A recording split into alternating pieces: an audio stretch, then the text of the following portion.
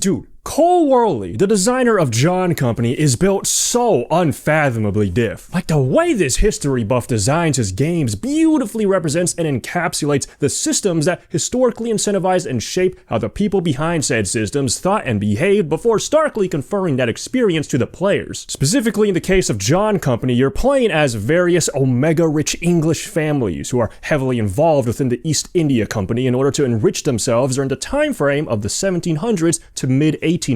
You know, the guys who are ultimately responsible for installing the groundwork to British rule in India and doing a whole lot of resource extraction. And killing people. Oh, and slavery. Look, those Indian cottons and silks were worth loads of money, okay? The game makes it abundantly clear that you are not the good guys. Thank God, because colonialism depiction is way too frequently at best neutral, but as a result, presents as quietly condoning. Here, you will blatantly behave in selfish and corrupt ways that ruthlessly simulate destroying people's lives if you want to win. You won't get any victory points for running a robust and responsible operation here. You're just trying to serve yourself by opportunistically utilizing the various offices in the company to line your own pockets so you can retire at a cushy English country house, resting on a foundation provided by undue suffering and biblical levels of greed. Cole Wehrle is not fucking around on this subject. He is standing on East Indies business and got the receipts with all the readings listed here that informed his design. This dude knows ball. Like, I recognize Imagined Communities here as a communication major who's a fake fan because I barely remember anything I learned. That shit was almost 7 years ago for me. But yeah, that book rewired my brain because it brought up how we have to imagine ourselves as part of the nation we belong to because, like, nations wouldn't exist unless people believed that they do. Ain't no way you're gonna actually know everyone in a nation, and yet everyone feels like they are in one. You know a great way of imprinting that sense of national community that keeps everyone on the same page? Boom, media. Like, think about how the British Empire views itself and its place among the world, how its attitudes inform how it treats others, and the tone that takes in said media. Why does that matter? Think about how different the vibes are gonna be if you're across the world getting letters, I don't know, maybe twice a year from your OG home, and it's in the form of a company director disparaging all your efforts while assuming that you were engaging in private trades instead of only company ones. Which, to be fair, you probably were, because if that was your situation, this self-perpetuating pernicious cycle would probably also turn you into a spiteful, untrusting dickhead who's prone to quarreling with your fellow Englishmen over scraps of silk threads on the ground. You're out here risking your life in order to trade with, infidels. Might as well be a scoundrel as a side hustle to make this miserable experience worth it if the whole point is to get rich. That or mutiny. You know, just go rogue, hang out with the Dutch instead. Go try and become naturalized with the locals. Start a second family. Live your best life. Fuck it. Only reason I know the company ran on this hilariously uncouth vibe is because I decided to read the first half of John Kie's The Honorable Company, which the rulebook recommends as the goated one-volume history of the company. The parts I read highlights the company's shenanigans up till the point where John Company takes place, because I figured the least I could do to more meaningfully engage with this material is to know what's up until we get to the period of the game's satirical historical fiction. That dysfunctional work culture I just described is even represented in the gameplay, with each round apparently taking place in the time span of a decade or two, and the success of most operations that you direct being RNG dependent showcases the volatility of this entire state of affairs. Because even the most well-funded trading initiative can still somehow fail, and an underfunded shitter can miraculously secure the bag with the fries. You will feel something akin to the frustration of the company directors at how uncertain anything goes. And while you aren't going to be writing angry letters to your game pieces, you'll maybe feel capricious nature beckoning you to ebb and flow frugalness versus balling out while navigating this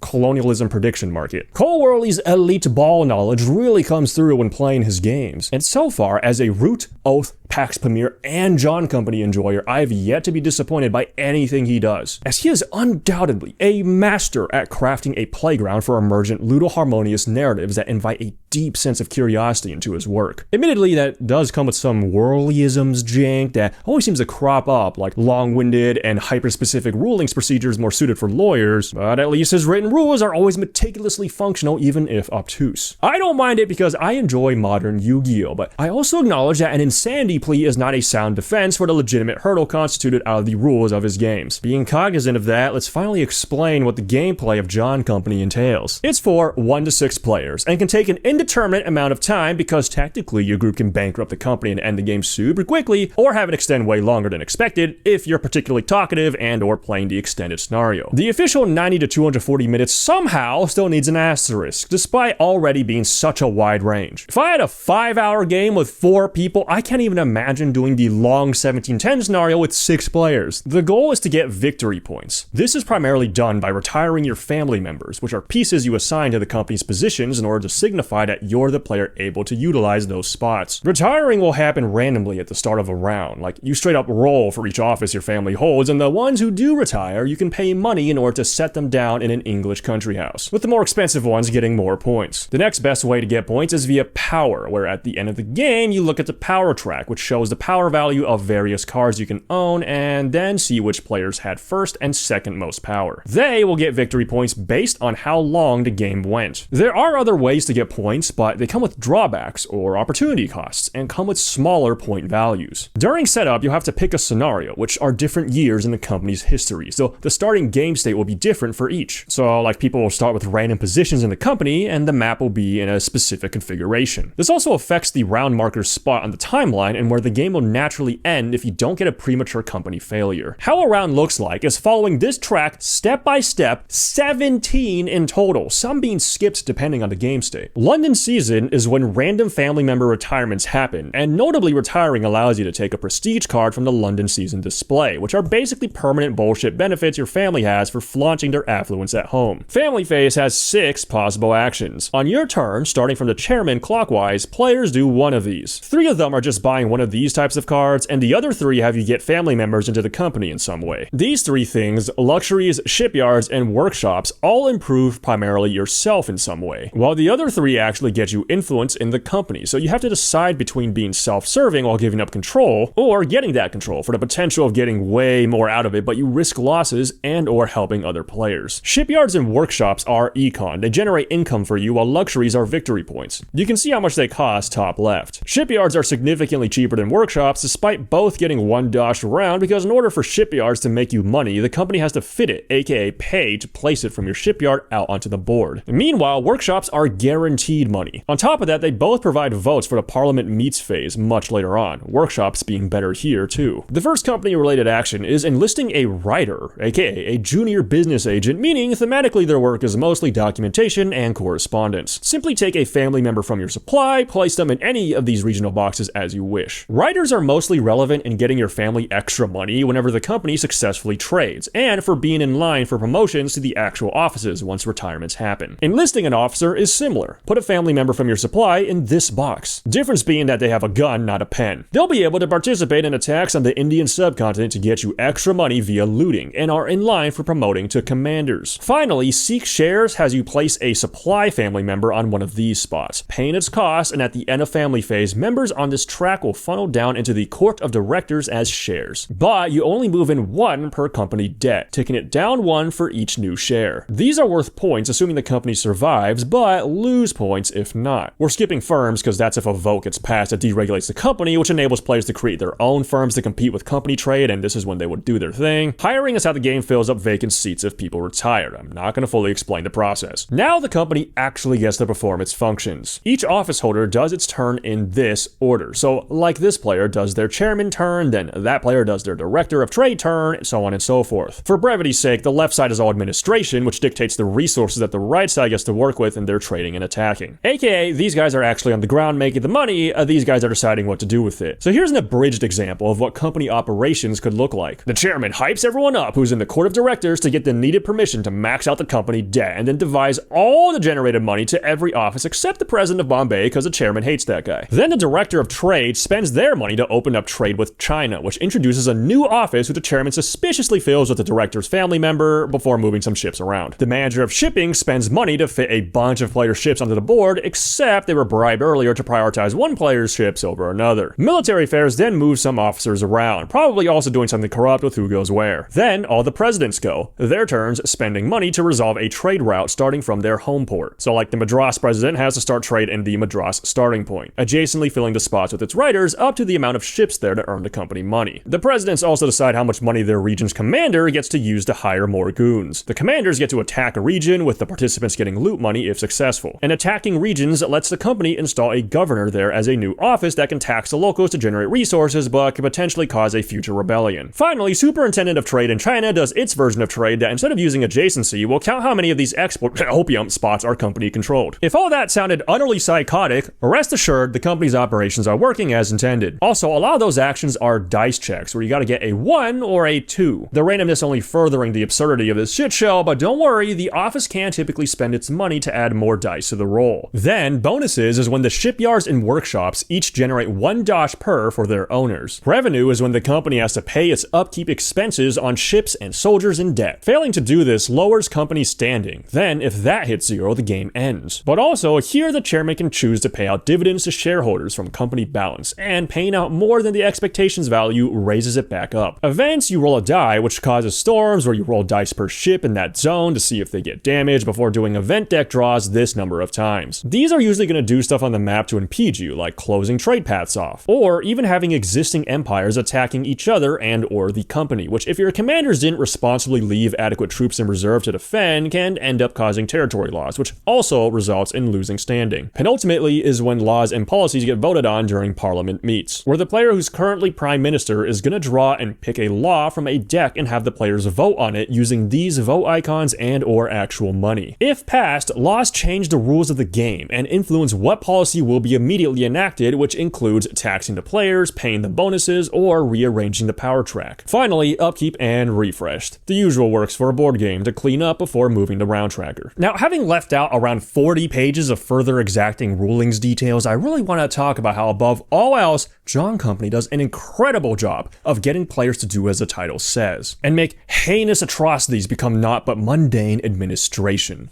The disconnect, incredibly absurd yet poignant. You're not focused on people's lives, they're just statistics to you. Every ship lost at sea, every battle fought, no matter who's dying, it's all represented with sickening callousness. Your countrymen perishing from storms in event phase, just a damnable trade inconvenience. An annoyance that you lost what you invested. The company's economical failings and triumphs will either way entail numerous endings of lives. Your gameplay decisions to war so bluntly presented as matter of fact, just like how in history the company's correspondence to direct these conflicts takes on an unabashed tone. And that tone by no means fits the frankly incredulous reasonings behind some of the company's stupider moments. You cannot make this up. So the Child's War, yes, it's really called that, no, there weren't child soldiers, thank God, had the East India Company declaring war after negotiations failed over the tax rate on their trade. The name is because, I shit you not, a dude, actual man child, last name also literally child, first name Josiah, a governor of the East India Company, was the one who really pushed for this. But hilariously enough, there's another child, John Child, who was president of Surat and admiral and captain general of the company's forces. The two are somehow not related, yet both really highlighted an incredibly out of touch perspective. Very much not being a main character, he's him kind of John, this child was so ignorant and dismissive of the Mughal Empire's size in the Indian subcontinent during the 1680s, which FYI covered like all of it, that he not only supported the conflict, but also somehow believed that he could still conduct trade in the West while the fights which were initially instigated on the East went down. And when that obviously wasn't going to happen, and this shit show escalated to Bombay getting sacked by the Mughals, fucking Josiah Child in London is thinking, yes, the subjects of the Mughal cannot bear to war with the English for 12 months. They will starve and die by the thousands without our trade. Also for context, this is before the English get to install their own government in the mid-1700s, just as you will during the game. There's still the 3 key forts set up, but this is before their presence starts to get really scary imperialist. Like, Josiah Child in reality is sending in a few hundred to muster up with those already there. Meanwhile, the Mughal Empire has hundreds of thousands. And the Nawab, basically a Mughal governor that they were beefing with in the first place over the tax rate, had 40,000 at his command. Like, clearly the empire no diffs the company and is doing just fine without English trade. This shit goes beyond smelling your own farts. Like, the company has its head so far up its own ass that it paradoxically comes back out the mouth somehow just so it can suck itself off. Like, this is unreal. And a sober reminder,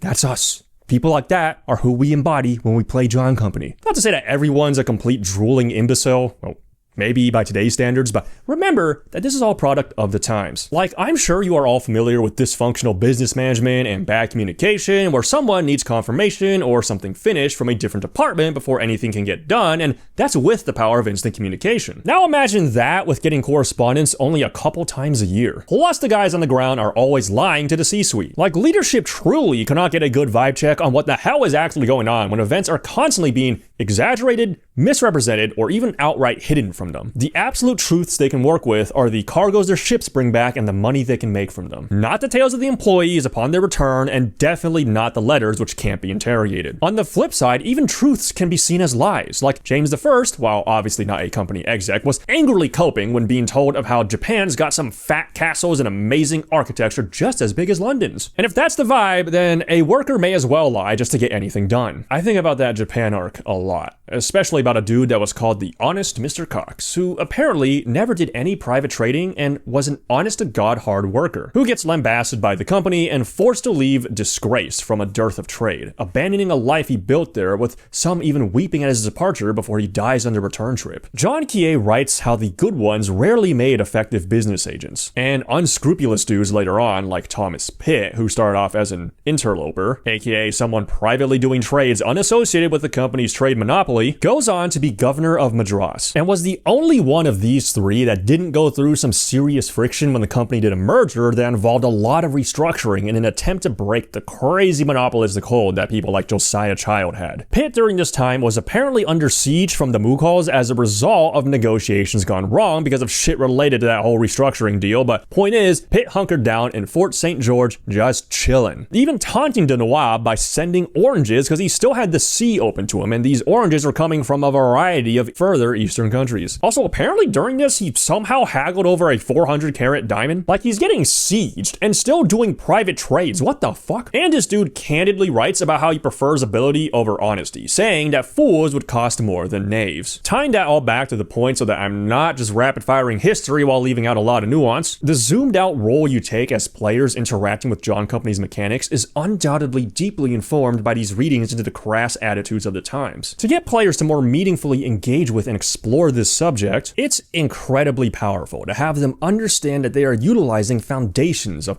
dysfunctional lies and greed. Not by spamming flavor text facts or prominent names with the presupposition that players will already be knowledgeable on them, but instead by focusing on making the players have to act like the Childs and Pitts of the time without ever needing to already know their IRL lore. The game never needs to spout exposition, but I'm doing so to further highlight and color the vibes of the interactions happening in John Company. This isn't a historical reenactment where you bat chest because you recognize the Calico Act's name, but rather actually have to play and talk around its function. It's a set of guidelines, incentives, restrictions, rules that, as a preamble, asks of you, but while playing demands of you to shape yourself into a role of abject corruption. If this isn't the embodiment of that quote about art disturbing the comfortable and comforting the disturbed, I don't know what is. Fucking chef's kiss. To actually highlight examples of this during the gameplay, you'll quickly notice that you'll want to maximize your presence in anything profitable because participants also get a bonus that I'm certain isn't sanctioned by the company. Like, a fairly straightforward one is using the Director of Trade to move riders and/or ships around. So you can move your riders to the well-funded spot that's likely to successfully trade, move ships to the ocean connected to your president. Okay, sure, lots of games do something like this. It's just playing well to win, right? Well, in the surrounding context of playing John Company at a table with friends who very clearly just saw you do that, in a game where it's impossible to get anything done yourself due to the compartmentalization of doing anything executive,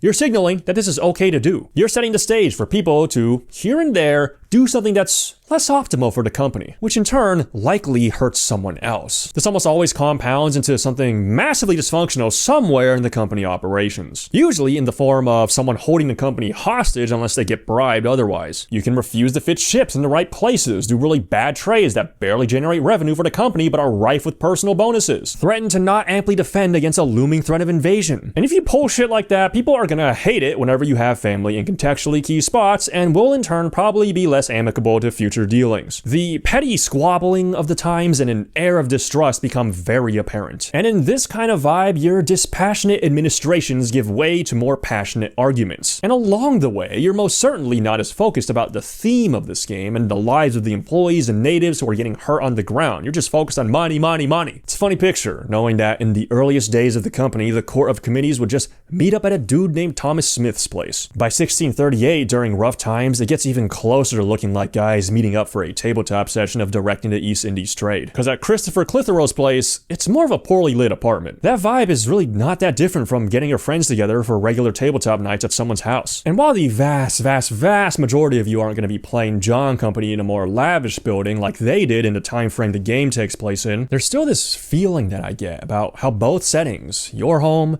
their home, are these comfortable places where you can discuss abstract concepts like company organization, looking at what's fundamentally paper on table that's representing but ultimately abstracting the across-the-world toils and troubles with your far-removed leadership decisions, never being able to directly see the human toll. Of course, as a board game, you're only emulating this dynamic, but it's such an impactful thing that this medium can do in being able to put you in their shoes. I can see the same type of conversations playing out. A trade goes poorly, you guys all bicker angrily and decide to better fund the next one. See, this time, instead of dying to scurvy, the crew's to take 3 spoons of lemon juice daily. Please approve of this provision, you moron! See, I'm telling you, spending 3 coins isn't safe enough. Look at what happened last time, you greedy fuckers. Just spend 5 on the trade action. Wehrle talks about how he's fundamentally designed experiences to be compelling, not necessarily something that's fun, which, kind of loaded term. And utilizing how games structure said experience and how players relate to each other is the bedrock of how any politics exist in the first place. This approach undoubtedly produces some of the most interesting game states, which in turn give off incredibly unique feelings. His games always seem to include the possibility of derailing the entire state of affairs and horribly offsetting the mechanical balance that's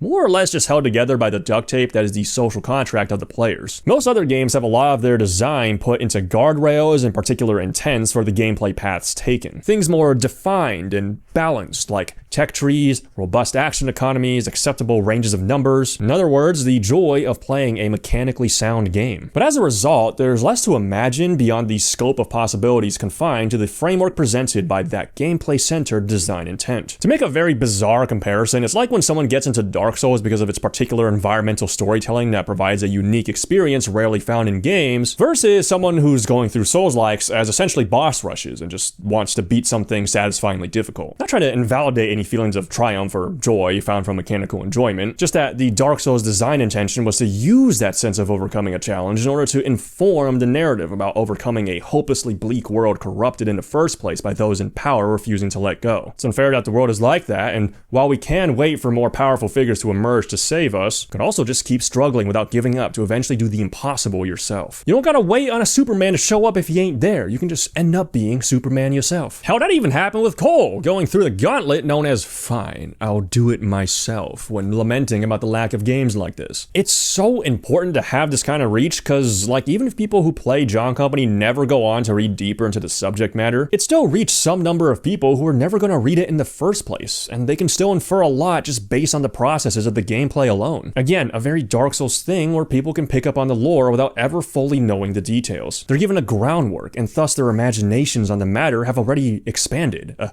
deeply critical stepping stone to spurring curiosity. Knowing those processes can be just as, if not even more important than the names and dates that come about in history as a result of said processes. If history to you is envisioned as these massive, monumental events that are definitively announced, without understanding the processes that lead to them, you'll miss it when living through them. It's all too common for someone to be adhering to normalcy bias and downplaying what are frankly horrific news stories just because when they hear comparisons to fascists and the Gestapo, they imagine battalions marching outside their house. Some cinematic spectacle like the opening of The Last of Us as the indicator of it getting actually bad, and therefore comparisons to anything contemporary seems overblown. Listen, history's never gonna be when you look outside and shit looks like 40K unless you're actually at where shit goes down. Like even the American Revolution, as monumental as that was and how patriotic it makes me feel to imagine the scourge of redcoats getting gatted down in something that looks like a trailer for a Battlefield game, the reality of it was that for most American colonists, they just lived their day-to-day lives quite normally and occasionally heard about the revolution through passing. Living through history can actually be more mundane than expected, and it can take a historian to impress on people far more than their day-to-day stupor. We could be living through something akin to World War III right now, and it would never be thought of as such until some future Gen Beta political meme historian describes it as such. Always makes me scared whenever historians today are drawing parallels to ongoing mass human atrocities, because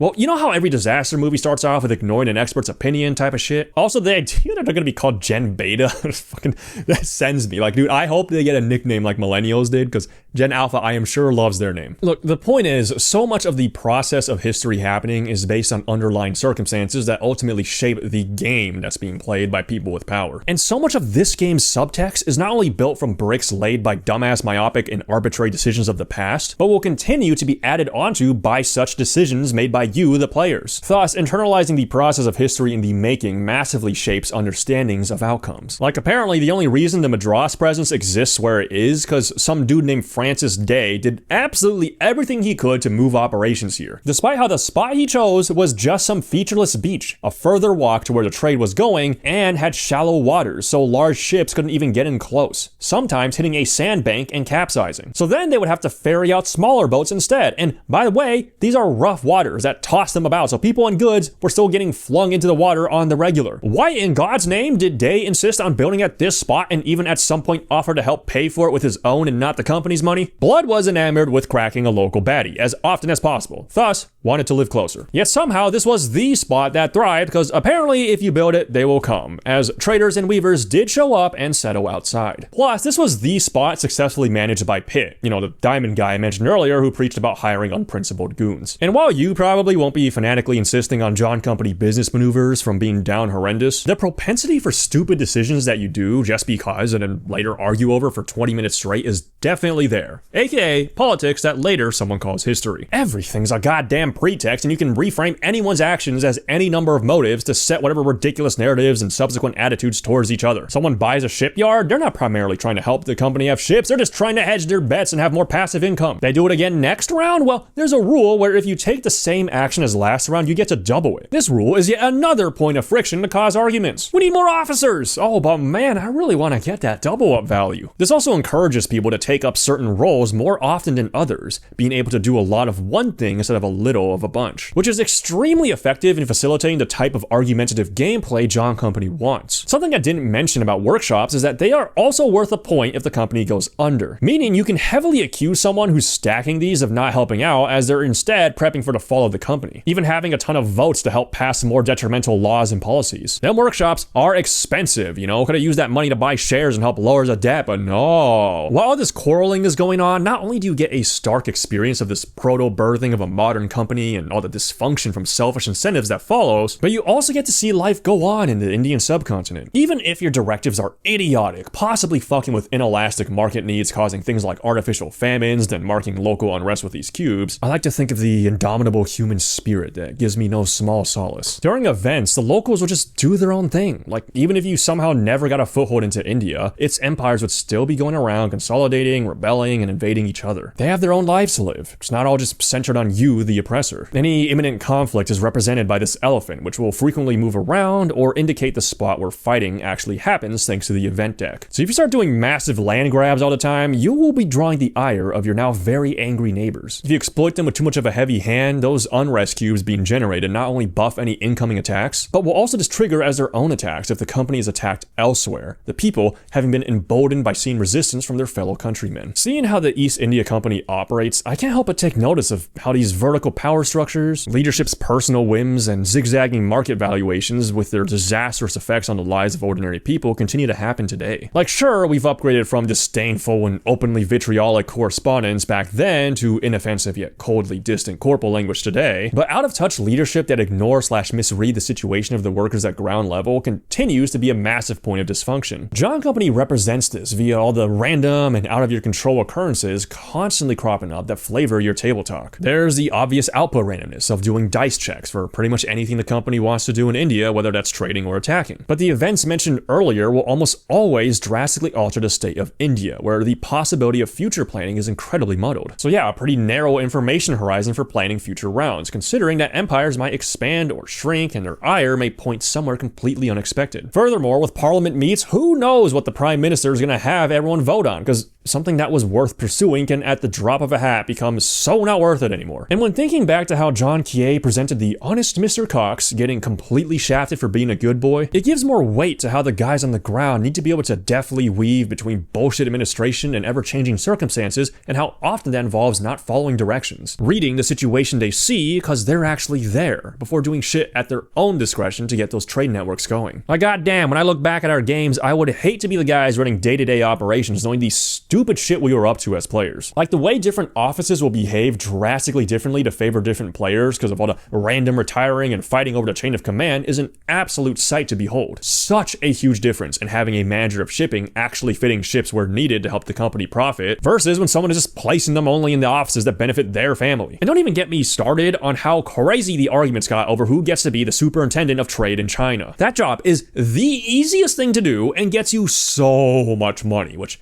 considering the export, that's really telling to say the least. I love how all of Cole Wehrle's games at some point just devolve into nonsensical bickering. I see a common criticism of calling all his works pointless endeavors just decided by kingmaking, but that's kind of the point. This isn't here to satisfy a need for more structured and deterministic crunchy mechanics to see who was more efficient at another point-scoring engine, because on a scale of chess to poker, this shit is getting into a drunken bar fight over that poker game while somehow getting security on your side as you guys fist fight the managers. Whoa, this game sucks, I can't believe security king made the drunkard. I was already blown away with how Oath lets you experience history in the making, letting the events in that game provide a whole new experience when they get to be memorialized, making them personally sit with you, internalizing that history so much more intimately when you see what you've done. Now, jumping to a game with an actual historical setting, even if the events are satirically butchered, starkly affixes this historical process to reality in a way you don't get with Oath. I mean, fuck, John Company got me to read history and informed its vibe rather than the other way around of having to read history to understand what's going on in like a war sim. It's easy to see why those historical simulator games tend to have such crazy rules overheads in the name of historical accuracy, because already, John Company cuts out / heavily streamlines a lot of rather influential aspects. Yet, it's still one of the heavier games on BGG. There could have been mechanics for pirates or warring with other European nations, but instead of trying to include everything to attempt a tonally neutral picture-perfect snapshot, John Company is actually trying to have a message. It is choosing to highlight these dysfunctional and greedy aspects of the East India Company by leaving a myriad of historical happenings less prominent. That I find to have heart, and is capable of saying so much more than its contemporaries that I describe as essentially doing power scaling levels of media engagement, but for history rather than Saitama versus Goku. Because yeah, when writing this, I kind of realized that looking at John Company through a lens of what I think are holistic pros and cons in relation to its genre is inherently a flawed premise. Because I think trying to evaluate it as a product kind of defeats the whole point of what the experience entails, and a consumerist lens just like belies so much of this game's design. Whether or not a certain component is visually distinct, or if opening up a trade route to China is balanced, wholly misses the point and is the least interesting part of this game to talk about. I mean, look at this game. It's not ugly, but it's definitely not the prettiest board game I've ever seen, and that's fine. It should be incredibly obvious as to why it gets a pass, right? Because normally I am the first to defend Kickstarter slop because I love overproduced minis and super deluxe components, since I feel that they are able to play to the strengths of a physical medium. It's just such a massive wow factor, and the tangibility of vertical space being occupied on a table adds so much to the revelry of an in-person leisurely activity. But despite all that, I figure it's still worthwhile to quickly summarize the main points if this were to be a review, because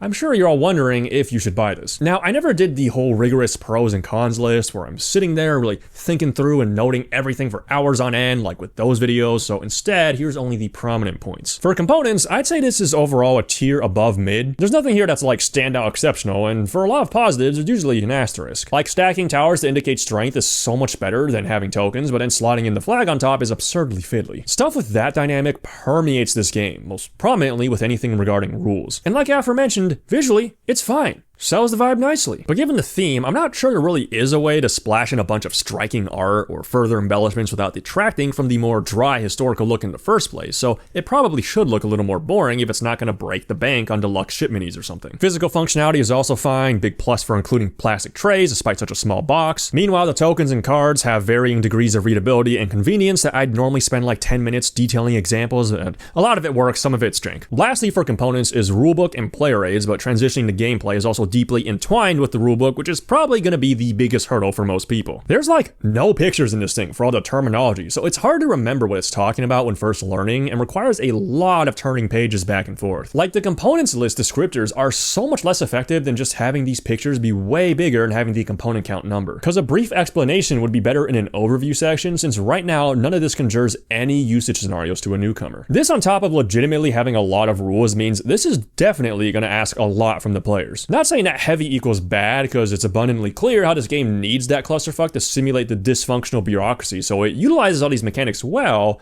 It's just that it could use more help with the onboarding. And it's very easy to forget a step somewhere with how procedural so many offices are. Not helped by how the player aides will somehow leave out key stipulations, like how the chairman must allocate all the company's money. Thankfully, the rulebook is incredibly comprehensive. Like, I don't think there's ever an unanswered specificity because of the strict wording. But still, while learning, it's easy to have something slip through. Like how if a law grants an extra family phase action, you can't use multiple extra actions, but then that might never come up. Or if it does, it's like 4 hours into the game and easily forgotten. I think part of the reason stuff like that happens is because apparently a lot of the testing of John Company was done over tabletop sim, where you can automate actions like setup and play through games in half the time. If you're spamming back-to-back sessions, living and breathing John Company, those rulings are going to get ingrained even if never presented with some sort of component reminder. Apparently that was why the first printing straight up forgets to include the setup step for loot tokens and some bits of the different scenarios. Maybe that was because it was done during the pandemic or something, because yeah, good playtesting with actual physical components is super important for, you know, a board game, a physical medium. Then for gameplay, I'd summarize the pros as hitting what it wants to evoke with its design intentions to a T. I'm sure if you randomly pick out any mechanic here, I could point to how it somehow incentivizes wacky behavior that'll promote some sort of argument down the line. Like, there's the more direct stuff, such as how tons of things are allowed to trade, and there's even promise cards. But if you think back to how I brought up the family phase doubling mechanic to encourage spamming the same action, it's like everything in this game has something akin to that, either reinforcing the investment of any given gameplay role, leading to someone becoming the ship guy, the guy who's all the way on the company, the guy who's just here to loot. The British stole all of our stuff! Or to stir the pot with things like the fatigue mechanic, making it more and more likely a family member retires, and how you might scramble to set up writers in line for other people's positions, or to make deals to bypass the nepotism rule. But then the cons that come with that would be how there's a decent lack of both agency and autonomy, which again is the point, but is of course deeply unsatisfying if seeking a crunchy gameplay loop. For how exacting the procedures of these offices are, they oftentimes don't really present much choice, and you kind of just have to do them. Not every turn is going to be conniving towards selfish sabotage, because otherwise the company would never function. So usually when enacting an office, you're just doing your job. Especially since what you're supposed to be doing often gets decided when the chairman divvies out the company balance. Social contract is a thing, alright? If everyone decided we should probably get some ships here and here, trade there and there, but we needed to attack this to open it up. Okay, how much does that all cost? Chairman, please fund this, and then you don't do your office's thing as planned, you're probably not getting good treatment from later negotiations depending on the severity of sabotage. Just do a little bit of embezzlement. Be a sane person, alright? Don't steal from your workplace's cash register. Go steal some stationery and coffee papers or something. Point is, it can easily feel like there's not really any decision making unless you're the chairman or a commander. Very often, there's something pretty obvious you should be doing for the company when you're in a normal, helpful mode of engagement. Governors and the superintendent of trade in China are especially like this. You don't even pick a spot. You just roll dice, see how well you do their action, and that's it. With governors getting a push your luck aspect. The complexity is more often stipulations of following long-winded procedure holistically and how you direct those systems diplomatically, not in mechanical option selection. So then when it comes to what the recommender score would look like, I guess around a 7 or 8. Don't put too much weight on this because I didn't do the full pros and cons process, plus only played 4 times. With 3 of them being the 1710 scenario and 1 being 1758. Where we didn't even get to enact deregulation and introduce private firms into the game because everyone at the table voted against it, not wanting to deal with learning even more rules deep in the game, which I can respect. Plus, I don't really count the first game because there was some trading rules done wrong, and that was back around the time of John Company's release when Ashton got a hold of this copy and Pranav was still around, aka pre-PhD program, and when I came over to this place, the resulting session kind of crashed and burned, and we all thought it sucked because it felt too random and nobody ever had any money from said rules mistakes. But like, to be fair, the rulebook really isn't helping by neglecting the loot token setup. Ideally would have wanted to do all the scenarios, but the issue I ran into is it's hard to get the same group together for repeat plays, and it's not the smartest thing to take newcomers and throw them into the deep end when there's so much negotiation and immediate heavy involvement due to the entanglement of the offices. Like, they wouldn't know how to frame any talking points. Because the 1813 scenario essentially starts the game off with every single company operation regulation that for a normal game isn't available at the start and may never even show up. Meaning, immediate deregulation rules are in effect, the trade route to China is already there, the director of trade is replaced with the governor general. Like, yeah, the shit show is maxed out immediately, so it makes sense that it recommends 5 to 6 players to fill the roles and have more people to potentially invest in each other's private firms. And then the long 1710 scenario is running the gauntlet through the entire history scope here. That's a whole day endeavor, and for a shouting match game like this, not for the faint of heart. Like, even as is, I think the prevailing sentiment I get from my friends is that they respect what the game is doing, but by the end get kind of tired and just trying to tank the company. So I've yet to have a game end with the company surviving, but we got close twice with the last round company failures. And I suppose that's the key aspect that's at the heart of this recommendation section and knowing if this is for you, since I think most people are coming in used to and expecting something that's more mechanically inclined, when John Company is really more trying to provoke a specific experience structured around confounding procedure. Like, I think one of my friends put it best when he said that it feels both too fast and too slow because a round takes so long to complete, yet at the same time doesn't take that many for the company to become a dying giant as players frantically looking for that golden parachute exit plan. No one is saying that it doesn't hit its marks well. Like, so far what I got from everyone is that the vibes and ludonarrative harmony are full speed ahead. It's just that the gameplay itself is just not a game where you're doing a lot of gaming. It's less fun focused, if you will. So as a result, for replayability, assuming you can actually get the same group throughout, it feels like you play this 5 times max. The first is the intro where you get the rules wrong. Then you play again correctly. And then go 1758, 1813, and the long 1710 to see everything the game has to offer. Because if I'm being real, all those 1710 games I played don't feel that fresh and novel compared to each other. Because like how mentioned earlier with the lack of agency and autonomy, the game to some degree plays itself. Like, the interesting bits was introducing different people into the mix to get different table talk going. But then that 1758 game? No. Yeah, it turns out when more levers are flipped, you get differently acting roles and new possibilities right off the bat. Putting all this together, yeah, I can't really fault the design for not like getting lost in QA weeds, putting all that effort into making the most onboarding friendly mechanics and rulebook possible, because this doesn't feel like a product made to be frictionless so that you can endlessly consume it. Like, how much would all that even improve what John Company sets out to do if it wasn't apparent already with how mastery of game mechanisms isn't the primary focus? I mean, fuck, look, it's Creative Commons. You can go print and play the entire thing right now if this doesn't sound like it's worth the 120 MSRP. Value proposition is like not even a thing here. Unless you just respect the hustle that went into researching this game and buy it just to support it and then have it sit there on your shelf unplayed. That or play the solo mode. I respect it either way, though I didn't play the solo mode myself because I play Wehrle's games for the table talk and politics. Finally, here's the bullet points for me and Ashton's personal scores if you want to give them a read. I fuck with this shit heavy, with some caveats, and I feel like my humanity expanded doing this whole thing. Here's hoping that someday, decades from now, my friends get that middle-aged man sleeper agent MK Ultra activation that tells them they need to start learning about Rome. And then somehow history pipeline that into begging to play the long 1710 John Company scenario. Drop a like if you made it this far. Shout out to the patrons for making this video possible. Catch you all later.